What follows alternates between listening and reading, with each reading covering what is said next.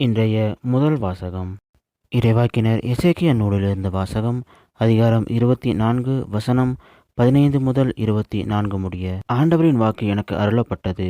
மானிடா, உன் கண்களுக்கு இன்பம் தருவதை உன்னிடமிருந்து ஒரே நொடியில் எடுத்துவிடப் போகிறேன்.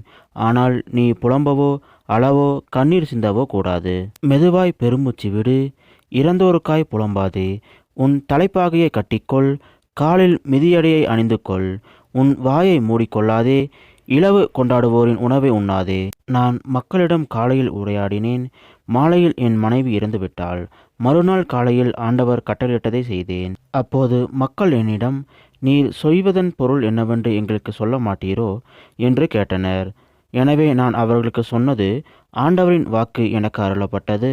இஸ்ரவேல் வீட்டாருக்கு சொல், தலைவராகிய ஆண்டவர் கூறுவது இதுவே: உங்கள் வலிமையின் பெருமையும் கண்களின் இன்பமும் இதயத்தின் விருப்பமுமாகிய என் தூயகத்தை நான் தீட்டுப்படுத்துவேன். நீங்கள் விட்டு சென்ற ஆண் மக்களும் பெண் மக்களும் வாளால் மடிவர். நான் செய்தது போல் நீங்களும் செய்வீர்கள். நீங்களும் உங்கள் வாயை மூடிக்கொள்ள மாட்டீர்கள். இலவு கொண்டாடுவோரின் உணவை உண்ணவும் மாட்டீர்கள். தலைப்பாகையை உங்கள் தலையில் வைத்திருப்பீர்கள், கால்களில் மிதியடிகள் இருக்கும். நீங்கள் புலம்பவோ அளவோ மாட்டீர்கள். ஆனால் உங்கள் குற்றப்பழி குறித்து தளர்வுற்று உங்களிடையே புலம்பிக் கொள்வீர்கள். இவ்வாறு எசேக்கியேல் உங்களுக்கு ஓர் அடையாளமாயிருப்பான். அவன் செய்தது போல் நீங்களும் செய்வீர்கள். இவை நடக்கையில் நானே தலைவராகி ஆண்டவர் என அறிந்து கொள்வீர்கள். இது ஆண்டவர் வழங்கும் அருள்வாக்கு.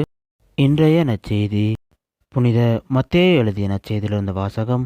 அதிகாரம் 19 வசனம் 16 முதல் 22 முடிய.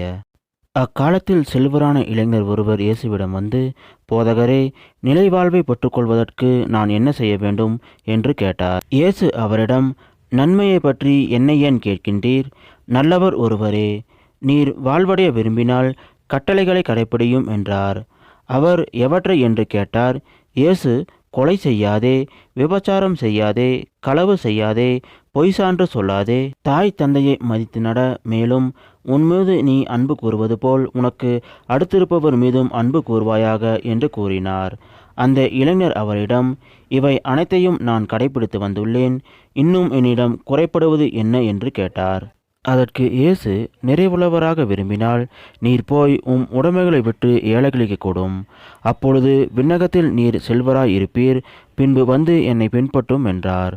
அவர் சொன்னதை கேட்ட அந்த இளைஞர் வருத்தத்தோடு சென்று விட்டார். ஏனெனில் அவருக்கு ஏராளமான சொத்து இருந்தது. இது கிறிஸ்து வழங்கும் நற்செய்தி.